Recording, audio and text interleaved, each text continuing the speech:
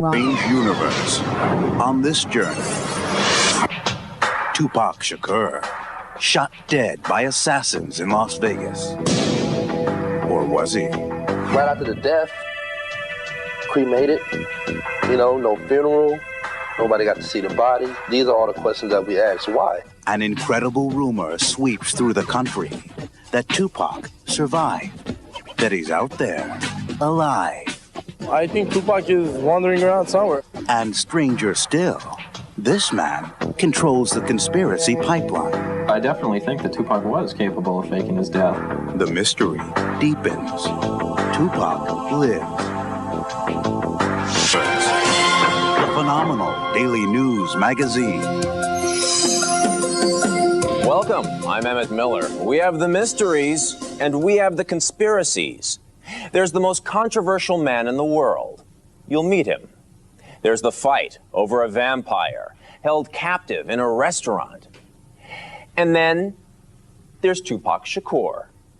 Tupac, the rap artist, the rebel hero, cut down in a hail of bullets. Some say he lived and died by the sword.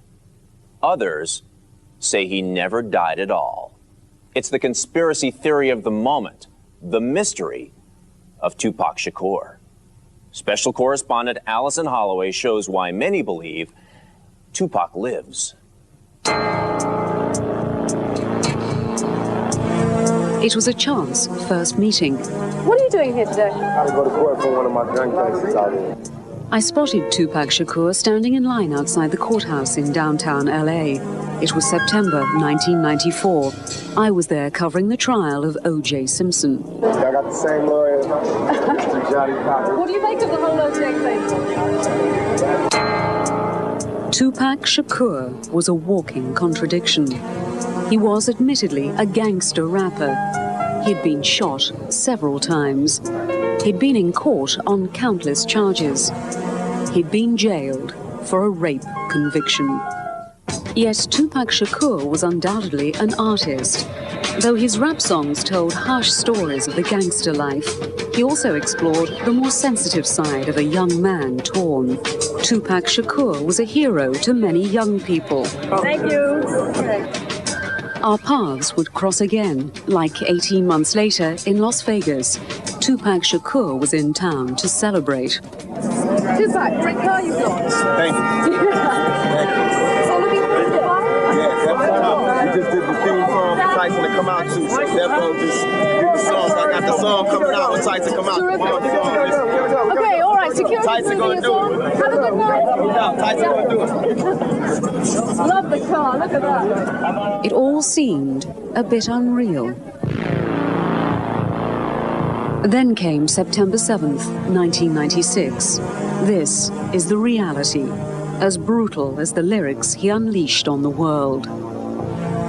Tupac Shakur had attended a Mike Tyson fight at the MGM Grand Hotel in Las Vegas. He was sitting in the passenger seat of a BMW at the corner of Flamingo Road when he was ambushed by 4 gunmen in a white Cadillac. Tupac was rushed to the nearby University Medical Center. He remained in grave condition for 6 days. On Friday, September 13th, doctors announced he died of his wounds. He was cremated the next day. Tupac Shakur was 25 years old. In any other case, that would be the end of the story, but not for Tupac Shakur. I feel that he's still alive. I think Tupac Shakur is still alive. I think Tupac is wandering around somewhere. Check this out. Living fast, dying young. It's no small wonder that his fans will keep his memory alive, or that some would like to imagine that, like Elvis, he never died at all. What's strange and even disturbing is that there is a true movement throughout the country insisting that Tupac Shakur faked his death and is alive and well. He was going to go in jail, and so in order to escape that, he just decided to kill himself. I still feel he's alive. He's somewhere in Mexico. He's somewhere with his mother. His mother hit him somewhere, but the legend is not dead. You know what I'm saying? Strange enough. But as these stories will, this takes another turn when you discover the clearinghouse for the rumors, the instrument for spreading them. as unlikely as can be. This fresh-faced young man, John Baston, in front of a computer terminal at the University of Arizona, is living proof of the extent of Tupac's audience. A fan for years, he runs a website dedicated to his hero. I've heard several theories that he may be in the witness relocation program, that the FBI faked everything for him so that he could testify against death row. That's kind of off the wall. The conspiracy theories may seem outlandish, but they do have a basis, and they seem on the surface to be far more intriguing than the old Paul is dead rumors. They begin with the circumstances of the shooting. Tupac's entourage, the bodyguards, none of them were armed, none of them followed the Cadillac, nobody did anything, and Tupac wasn't wearing his bulletproof vest that night. No pictures of Tupac in the hospital were ever released. There was no autopsy conducted before his cremation. Donald Gettor of the rap group Donald and Dream sees that as a sign. As far as right after the death, cremated, you know, no funeral, nobody got to see the body. These are all the questions that we ask. Why? Donald's partner, Dream, points to the music video released within days of Tupac's death, one in which Tupac is shot and goes to heaven.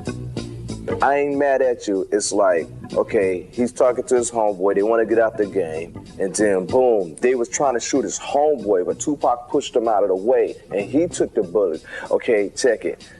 Suge Knight got a lot of enemies.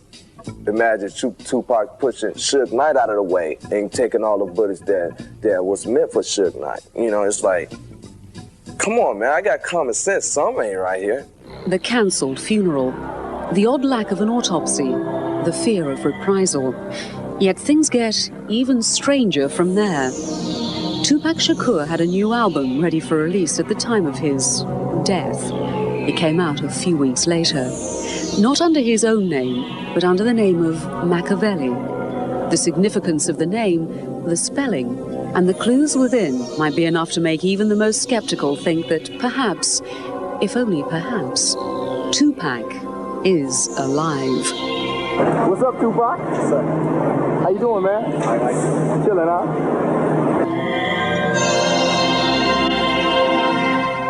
The clues he left behind, and the people who say Tupac may be watching us right now and smiling when Strange Universe continues. A lot of people email me about how Machiavelli, Tupac spells it M-A-K-A-V-E-L-I, and that can be arranged to spell M alive. Tupac Shakur died of gunshot wounds on September 13th, 1996, or so we thought, because a spreading theory says that Tupac lives and left clues behind. Allison Holloway, special correspondent, picks up the story. It's Tupac, man. Go with him. Say hi to him. Tupac? I'm Allison Holloway.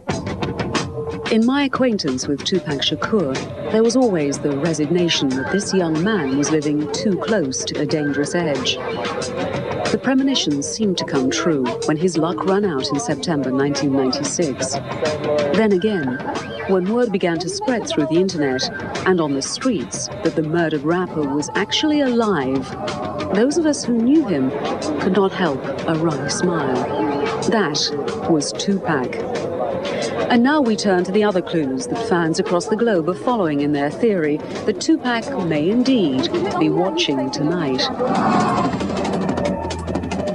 This is the album released after his death, Tupac crucified on the cover. Yet the album is attributed to someone named Machiavelli. People email me about how Machiavelli, Tupac spells it M-A-K-A-V-E-L-I, and that can be arranged to spell M alive. And people really think that's more than just coincidental. The coincidence is taken a step farther. Conspiracy theories point out numerological coincidences, all centering on the number 7. Numerologist Sir Martin reveals its significance. Number 7 is the number of perfection, closure, completion. It's also number of alienation, isolation, hibernation, and he fought that. The 7 theories, I mean, the time of his death was 403, it adds up to 7. His age, 25, added up to 7. Well, I'm looking at Machiavelli, the year 2000, Tupac Shakur. It's a coincidence, or is it really real? You know, that's what I'm thinking about. There are those who do not believe in coincidence. Steve Ivory is a music journalist who knew Tupac and who hopes he rests in peace. I think that, you know, for the obvious reasons, he called the album Machiavelli because while he was incarcerated, he embraced some of the writings of the Italian philosopher and probably liked the idea of being able to disappear from one's enemies the way that Machiavelli did, which was to, you know, fake his own death, or the idea of faking his own death. But I don't know how seriously he took that. John Bastin agrees with him to a degree.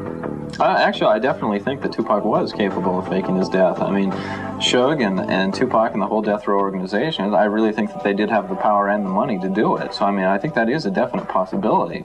Although I don't support it, I think it is a definite possibility. There have, however, been reports of Tupac sightings from around the world.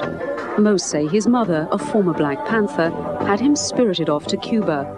500 people allegedly saw him there.